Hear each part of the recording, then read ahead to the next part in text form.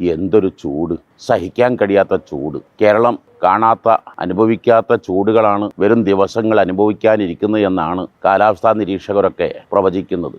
സൂര്യാഘാതം കൊണ്ട് പല പ്രത്യാഘാതങ്ങളും വർദ്ധിച്ചു വരികയാണ്. ചൂടിനെ പ്രതിരോധിക്കാൻ നന്നായി തണുത്ത വെള്ളം യഥേഷ്ടം കുടിക്കാനും, പ്രത്യേകിച്ച് രാവിലെ 10-ൻ്റെയും വൈകുന്നേരം 3-ൻ്റെയും ഇടയിലുള്ള സമയങ്ങൾ ശാരീരിക ക്ഷീണങ്ങളും ദൗർബല്യങ്ങളുമൊക്കെ ഉള്ള ആളുകൾ പ്രത്യേകിച്ചും പുറത്തിറങ്ങാതിരിക്കുക.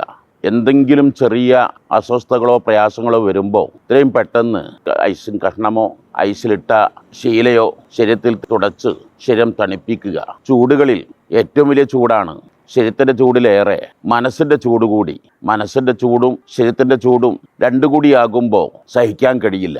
അവിടെ കൂട്ടുകുടുംബങ്ങൾ എല്ലാവരും നല്ല തണുപ്പിക്കുന്ന വാക്കുകളും തണുപ്പിക്കുന്ന പ്രവർത്തനങ്ങളും നല്ല നല്ല കാര്യങ്ങളിലൂടെ മനസ്സ് തണുപ്പിക്കാൻ എല്ലാവരും പരമാവധി ശ്രദ്ധിക്കുക, ശ്രമിക്കുക.